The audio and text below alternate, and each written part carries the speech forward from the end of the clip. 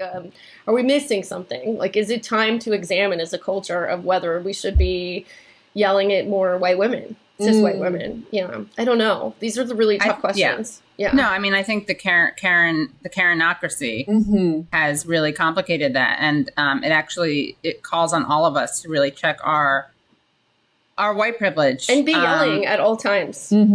Yeah. If you're not yelling, you're not paying attention, and if you're not yelling at white women, you're not paying attention to other things. You're complicit. You're complicit. Your silence is complicit. But if you are a white man yelling, if you're a cis white man and you're yelling at a white woman, then that is violence. Well, it could be a Karen. It's violence unless it's a Karen intervention, and you are like bearing witness to someone else who's being Karened, in which case you're actually being an ally. Yeah. And in which case you're not yelling is violence. Wow. Okay. Yeah. Honestly, Katie, this is why I find our conversations so valuable. Because, illuminating, valuable, and thrilling. Again, you opened my eyes to so many things. Oh, there we go using using it's okay. language You know what? again. Look, we're everyone. We all struggle, and we're not born with this vocabulary. And again, I just want to salute everyone and sun salute everyone. Oh my God, Katie. Sun salute. Wow. You're doing cultural appropriation right now. Yoga. Well, actually, I meant SON salute because I'm actually centering the male same-sex dad, the male son relationship. So I was talking about sun salute, SON. But I think it's interesting that you kind of projected your own fetishization of the East. I mean, I would really love for you to take a look at Edward Said's Orientalism book, because I think that like that opus could really help you. Because you haven't done the work that like Julia or I have done. And I say that I don't know if Julia's read Orientalism, but like she's read it. You know what I mean? Like you may not have read it, but you've read it. Right. And Kate, I don't mean like, okay, now that I'm saying this, look, I have to look at myself because I realize that there's so much history of Italian as, I mean, you said it yourself. I think I said cerebral, but I was picking up what you were saying. And I just realized that like it is problematic for a Jewish person to ever accuse an Italian person of not having read something. So I want to like apologize to you.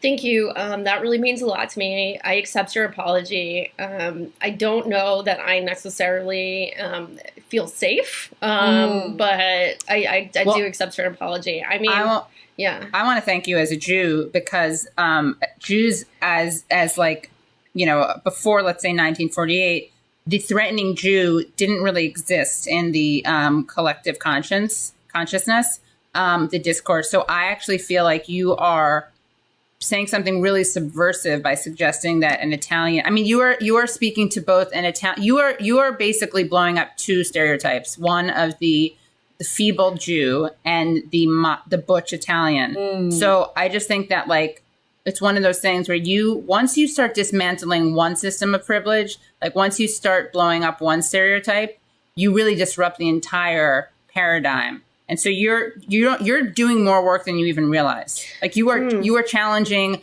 Italian phobic things and Jewish anti-Semitic things at the same time. Thank you. That's actually, that's a big part of my purpose. I really appreciate that. Well, now I can see that. I mean, like if you'd asked me about you 5 minutes ago, I would have said like cancel Kate. Yeah. # cancel Kate. I actually scripted the tweet. But now that I realize like you're just, I don't know. My thing about like how we're just like saying that we're going to cancel people is it's like canceling isn't a real thing. It's not. Like cancel culture is not real. It's not real. At the same time, we need to do it to everyone. So yeah, it's not real. And like, yeah, it's not real. And I think we should be like literally like, so I just want to like lean into my culture. And as you guys probably don't know, there is on, Passover. So there would be X's on the non-Jewish households. And that's something I really kind of want to lean into. And cancel culture is not real. And for that reason, I think it's really important to find the home addresses of problematic male writers and just put an X in front of their house. because that I believe, if I'm remembering my culture correctly, that's so that the angel of death doesn't stop by. So wait, sorry, maybe we put X's on everyone's house, but the toxic male.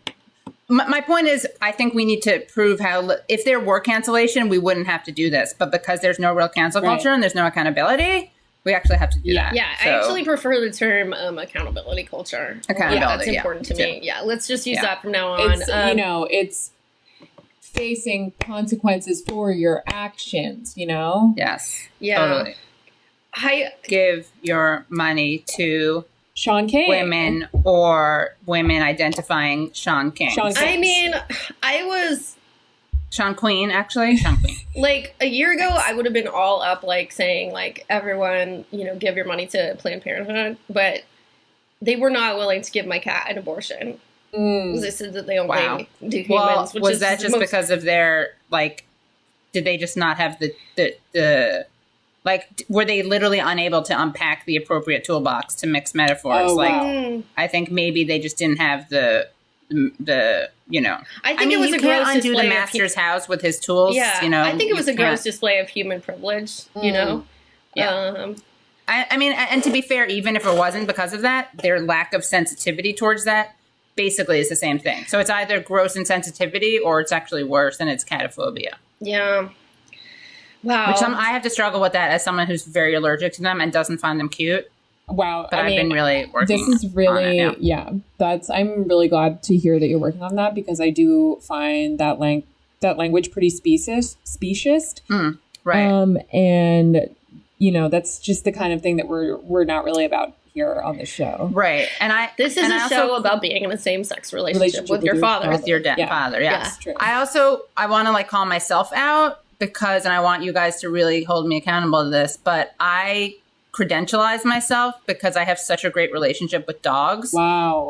And I kind of, I use that to almost justify my troubled dynamic with cats. You know what I'm saying? Yeah. Because I get along with dogs and I center dogs and I'm in a really intense relationship with a dog, Bodhi. That doesn't mean I know the dog experience, and that certainly doesn't mean I know the cat experience. Yeah. In fact, I think that we humans don't realize this, but there's a lot of intra-animal divide and conquer stuff. Okay. So being such a dog ally actually kind of pits me against cats. Oh, okay.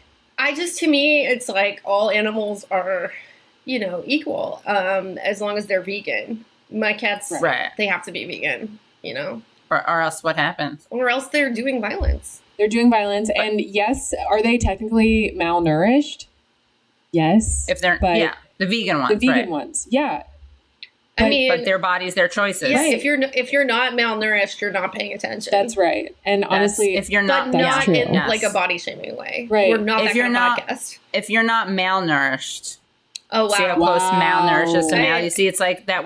History just has his in there. I feel like human has man. Malnourished. I don't know. To me, that feels like a joke that I did not consent to. Wow. Yeah. Wow. That was just Yeah. And I'm a survivor, and I'm going to say that we need to stop this right here. And I need to feel safe, and I think we need to return to Nancy Pelosi's top girl boss moments. Just be grounded. Yes, okay, totally. I think the body keeps the score. Yeah, that's right. We do need to ground ourselves in something right now, and I think in Nancy Pelosi's top girl boss moments. In Nancy, we need to ground ourselves in Nancy Pelosi. That's right. Yes, which I did to both of your moms last night. To be fair, absolutely, and that which I would say that's sex positive. Ultimately, it's sex positive. It's so sex positive. Yeah, and I would really invite you guys to not deprive your mothers of their sexual agency. Mm-hmm. Yeah, so, at the same time, we're not depriving mothers of their sexual agency, but at the same time, this is a podcast that centers the experience of being in a same-sex relationship with your father. Sometimes we can't talk about everything at the same time. That's okay. There's only so much time. Yeah. Right. It's okay. We're all doing the there work. is a we're all rich approaching culture it from of your mom angles. jokes, and not of your dad. So this is reparations in a way. Yeah. This is same-sex relationship. Okay, with your I don't even know how to go there. Yeah. Wow. Well, yeah. I mean, that's why it's when you have sometimes.